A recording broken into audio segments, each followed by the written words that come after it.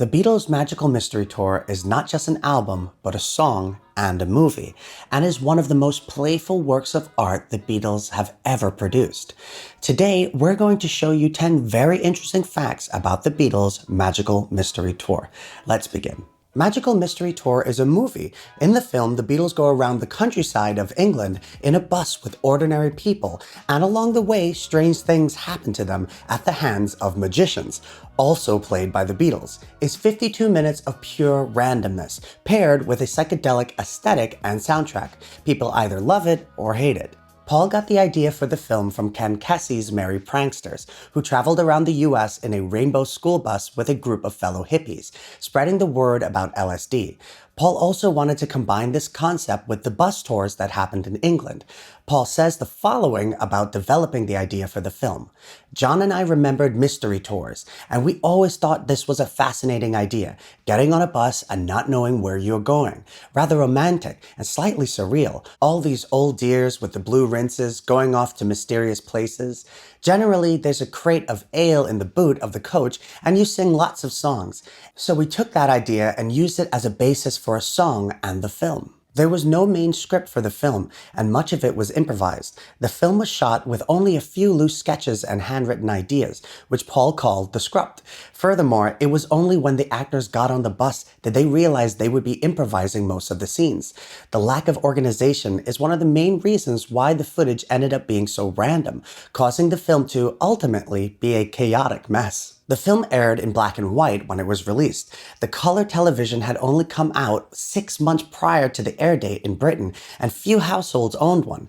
Therefore, the film received awful reviews upon initial release, as it is incredibly colorful and derives almost all of its value from its visually stimulating experience. The movie was a flop, but the album was a success. The Magical Mystery Tour film was released in the UK December 26, 1967, and received awful reviews, and many people even claimed that it was the Beatles' first ever failure. However, the album was massively popular. It stayed at the top of the American charts for 8 weeks, and was nominated for a Grammy in 1969. Magical Mystery Tour has a very unique track listing. The A side of the album is made up of songs from the film's soundtrack, which includes Magical Mystery Tour, The Fool on the Hill, Flying, Blue Jay Way, Your Mother Should Know, and I Am the Walrus. On the other hand, the B side is made up of the band's singles from 1967, including Hello Goodbye, Strawberry Fields Forever, Penny Lane, Baby You're a Rich Man, and All You Need Is Love. Magical Mystery Tour contains the first song credited to all 4 Beatles. Flying, an instrumental track made for the film, was given the credit Lennon, McCartney, Harrison, STARR. On this song, John played the mellotron, Paul plays guitar and bass, George plays guitar, and Ringo plays maracas and drums. In addition to these instruments, all 4 Beatles sing and harmonize to a wordless chant. The first recording for Magical Mystery Tour took place before Sgt. Pepper was released on April 25, 1967. The Beatles started recording the theme song for the film called Magical Mystery Tour. They wouldn't start filming the movie and the rest of the album for another few months, meaning lots happened between this gap. In addition to releasing Sgt. Pepper, they performed All You Need Is Love on the One World broadcast and began their studies with the Maharishi.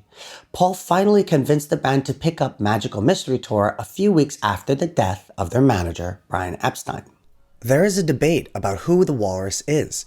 In the film, it is clear that John is wearing the walrus costume. However, on the cover, it was later stated that Paul was wearing the walrus costume.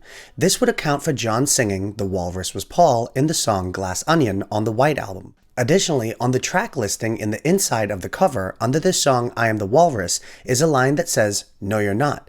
Who do you think the walrus was? Magical Mystery Tour further paved the way for psychedelic music. The album's success showed just how popular this genre of music was and how embedded it was into the growing musical landscape. Released just a few months after the masterpiece that was Sgt. Pepper, Magical Mystery Tour demonstrated the Beatles' commitment to experimenting in the studio and producing original and innovative sounds. Thank you so much for watching. I hope you enjoyed the video, and I'll see you next time.